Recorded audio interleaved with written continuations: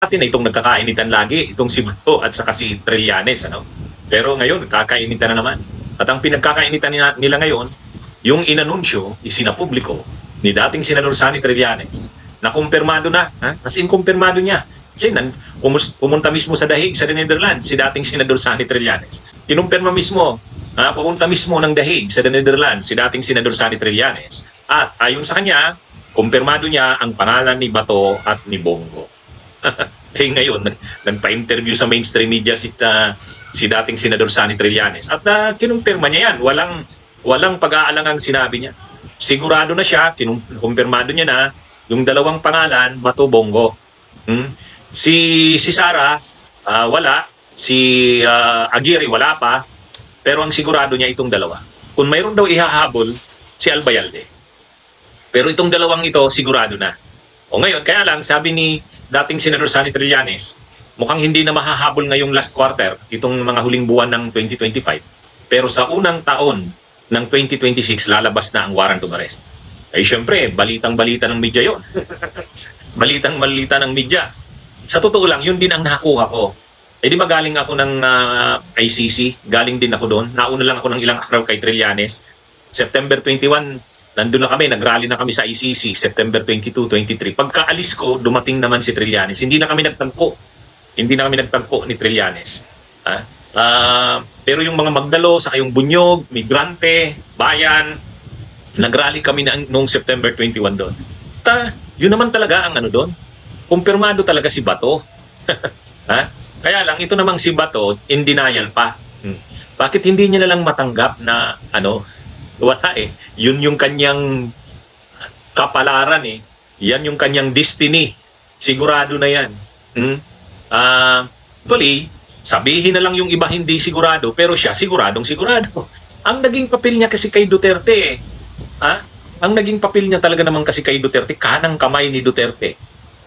Pagdating sa mga patayan, sa mga pagpatay, si Bato naman, kahit nung dun pa sa Davao, yung Davao Death Squad, si Bato yun. At sa pagdating sa national level, kaya nga siya tinalaga ni Duterteng PNP chief. Alam mo ba to, yung inabot mo ngayon na naging senador ka, naging PNP chief ka, ipasalamat mo yan kay Duterte. Tama yon. Sinabi naman ni Bato yan eh. Sabi ni Bato de la Rosa, hindi ko matatawaran ang utang na loob ko kay Duterte, kay Digong daw, sabi niya. Hindi daw siya magiging senador kung hindi dahil kay Digong, kay Duterte. At totoo naman yun. Tama naman yun. Tama doon si Bato. Kaya lang, yung pagpapasalamat mo na yan, Bato, na hindi ka magiging PNP chief kung hindi dahil kay Duterte. Hindi ka magiging senador kung hindi dahil kay Duterte.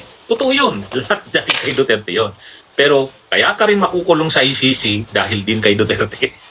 Ngayon, ipagpapasalamat mo pa ba yun? At ang masaklap dito, si Duterte hindi na magtatagal. Hindi na magtatagal. At kung totoo yung sinasabi nila na nagde-deteriorate na ang health ni Duterte, ibig sabihin, posibleng mamatay ni si Duterte. Pero ikaw ba to? Matagal pa ang buhay mo eh.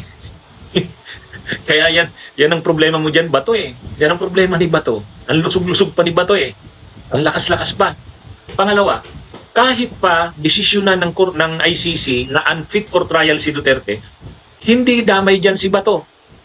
Alam naman natin pag sinabi mong criminal liability, kahit pamalibre na si Duterte kasi unfit for trial, sila Bato, sila Bongo, tuloy pa rin yan. Itong si Bato, paulit-ulit siya, hindi niya raw matatawaran ang utang na loob niya kay Digong.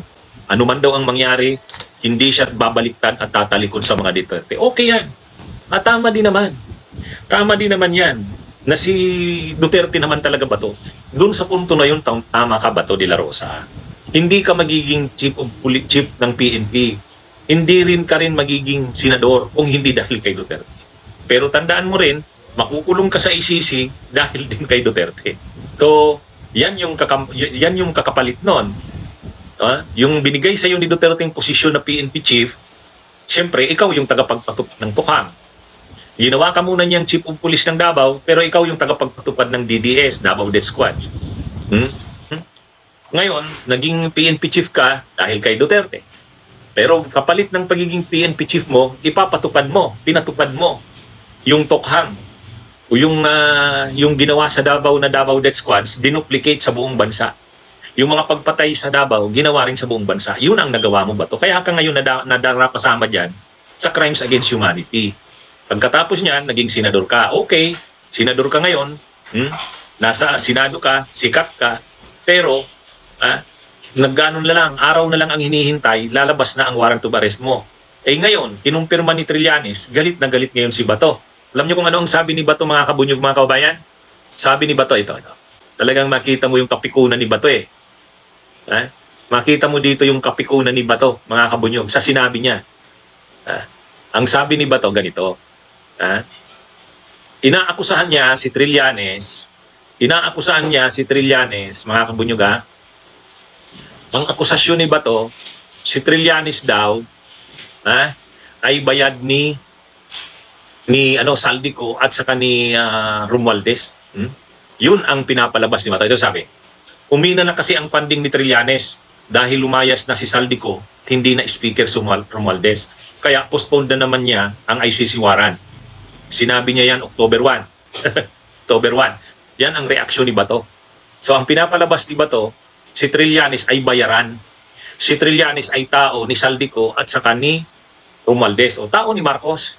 Ang mga ginagawa daw ni Trillanes para sa Marcos at ang nagbabayad sa kanya, nagpipinance ng mga ginagawa niya ay si Saldico at si Romualdez. Yun ang actually matagal ng issue yan ni Bato kay Trillanes na si Trillanes ay bayaran. Kayo sa tingin niyo, mga kabunyo, sa tingin niyo ang akusasyon ni Bato, si Trillanes gumagawa niya, yan ang gawain ni Trillanes, kalabanin sila ng mga Duterte, ipaaresto sila dahil yan ang binigay ni Romualdez at saka ni Marcos na trabaho sa kanya. Kapalit niyan, binibigyan siya ng malaking pera nila Romualdez at saka nila Saldico. So ang sinasabi ngayon ni Bato, dahil wala na, nagtatago na si Saldico at si Romualdez hindi na speaker, hindi na ganun kalaki ang pera ni Trillanes na nakukuha. Pero ang komentaryo ni Pogi, mana ka daw Bato sa amo mo. Yan, itong sagot ni Leonor Claveria. Di po totoo yan. Di sana po nanalo na siyang mayor ng Caloocan. Ang punto ni Leonor Claveria, kung tao siya ng Marcos, binuhusan sana siya ng pondo. Nanalo sana siyang mayor ng Caloocan. Si Trillanes, mainit talaga ang dugo nila Bato dyan. Dahil yan talaga kasi yung palaban sa Duterte. Si Trillanes, presidente pa man si Duterte, PNP chief pa yan si Bato, si Trillanes hindi na natakot sa kanila eh. Di ba?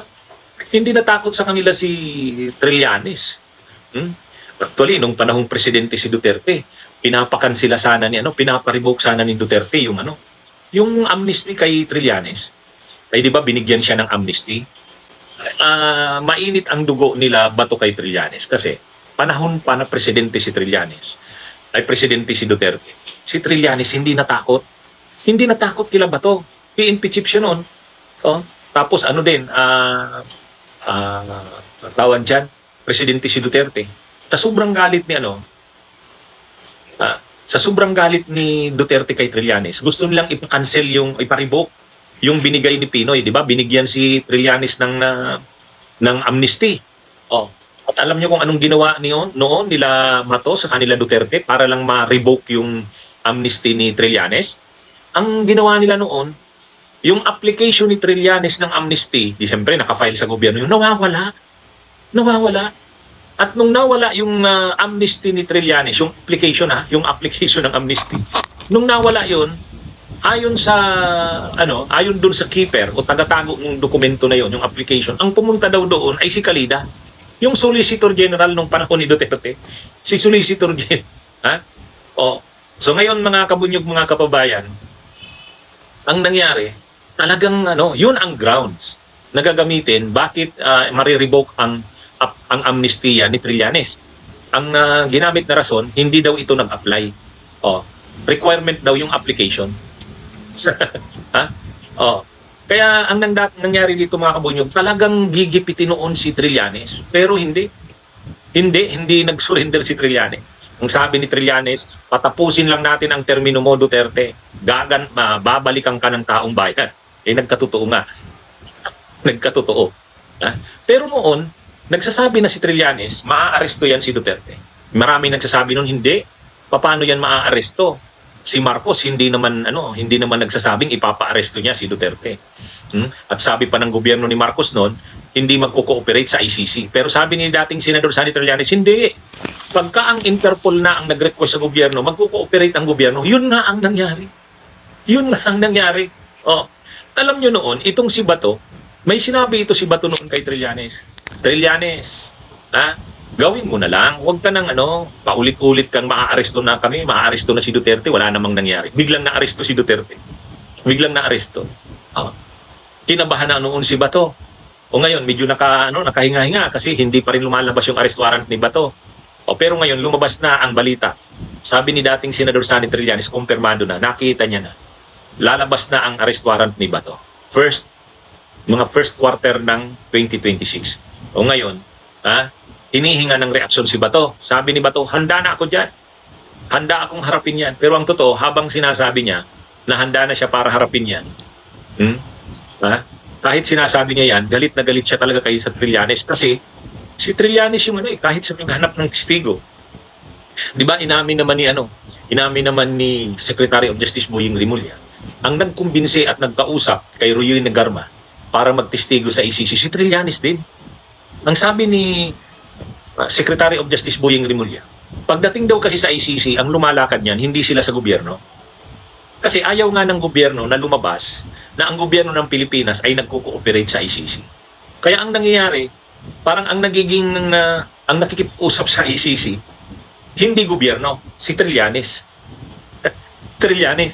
Kaya, tulad niyan, pumunta si Trillanes doon sa ICC, galit na naman si Pulong Duterte. Galit na naman si Pulong Duterte. Sabi ni Pulong Duterte, si Trilling pala ang pinadala para mag-check up, welfare check sa aking ama. Ang nangyari dito, hindi parang totoo parang totoo. May mission si Trillanes pagpunta niya sa Dahig na magkumpirma, totoo ba na si Duterte ay unfit na for trial? Si Duterte ba talaga ay malala na ang kalagayan, hindi na nakakakilala? Parang yun ang gustong ipakumpirma ng gobyerno eh. Siyempre, inutusan yung mga officials ng embassy. Pero aside doon, si Trillanes din ay mag-mission na tingnan talaga. Pangalawa, mukhang may mission din si Trillanes na alamin, magagrant mo talaga ang interim release. Pangatlo, mayroon bang warrant of arrest na ilalabas pa ang ICC? Mga ganun. Kaya medyo mamaselan yung mission dyan ni Trillanes eh. At ang report ni Trillanes ito, hindi totoo na unfit for trial si Duterte. Drama lang yun. Pangalawa, hindi rin totoo na magagrant na yung interim release. At nakumpirma ni Trillanes na may warrant of arrest na lalabas. Sigurado na Bato at Bongo yan. So ngayon, mainit yung dugo ngayon ng mga DDS na naman kay Trillanes. Nagpa-picture pa si Trillanes doon sa may kulungan ni Duterte. Sabi ni Ruben Padilla, may balita kami na pumasok si Trillanes sa loob ng kulungan. Natatakot na kami, nababahala na kami sa aming Tatay Digong. Parang kung ano-ano nang ginagawa daw sa kanilang Tatay Digong. May balita daw silang pinapasok si Trillanes sa kulungan. Sus naman. Makakapasok ba naman si Trillanes doon sa kulungan? Ayon sa ICC, hindi ka pwedeng makapasok yung bisita mo, ipapaalam mo na doon sa detainee. Sa tingin nyo, pag tinanong si Digong Duterte kung payag siyang pasukin si Trillanes, papayag si Trillanes, papayag si Duterte. Natural, hindi. Masyado namang paranoid itong sila Ruben Padilla. Itong sila Pulong Duterte. Yung embassy officials ng Embahada ng Pilipinas, ang pinaalam kay Duterte yun, kay Digong, pwedeng papayag si Digong. Anyway, embassy officials naman yan, papapasukin niya. Pero si Trillanes hindi. Hindi papayag si Digong yan. Mainit ang dugo ni Trillanes ang dugo ni Duterte kay Trillanes. Hindi papasukin yan. At hindi naman makakapasok si Trillanes doon kung hindi papayag si Duterte. Kasi nga, ang rule nga, sabi ng ICC, hindi pwedeng mabisita ang isang detainee kung ayaw ng detainee. Kaya yung mga sinasabi ni Ruben Padilla na nababahala daw sila kasi parang nabalita nila, pinapasok si Trillanes doon sa loob ng kulungan. Sus naman. Nandun lang sa labas si Trillanes. Kahit ako nang pumunta ko doon, nagpa-picture din ako sa labas, hindi ka naman makakapasok sa loob.